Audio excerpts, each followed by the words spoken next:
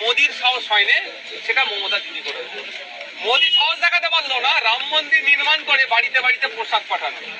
মমতা তার থেকে এক ধাপ এগিয়ে গিয়ে জগন্নাথ মন্দিরের প্রসাদ পাঠাচ্ছে। এবার আপনাদের বলি, যারা মুসলিম সম্প্রদায়ের মানুষ, আবার যারা নাস্তিক, তারা তো কোনো ধর্মকেই মানে না, তারা প্রসাদও মানে না, তারা কুরবানির গোশও মানে না, তাদের বাড়িতেও পাঠানো হচ্ছে। এটা অন্যায় হচ্ছে না ন্যায় হচ্ছে?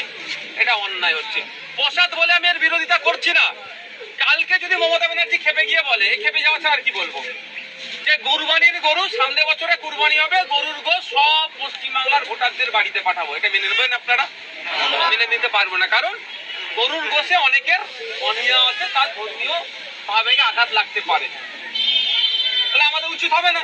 তাহলে একইভাবে মমতা ব্যানার্জির কি উচিত হচ্ছে? রেশনের মাধ্যমে বাড়িতে বাড়িতে প্রসাদ পাঠানো। আমি অনুরোধ করব, রেশনের মাধ্যমে যে গরুর গোশ বাড়িতে পাঠায় যেমন প্রত্যাখ্যান করবেন, রেশনের মাধ্যমেও এই প্রসাদের নামে রাজনীতিটাকেও আপনারা প্রত্যাখ্যান করবেন। আমরা প্রসাদকে, গরুর গোশকে, কুরবানির গোশকে আমরা অপমান করব না, অবজ্ঞা করব না।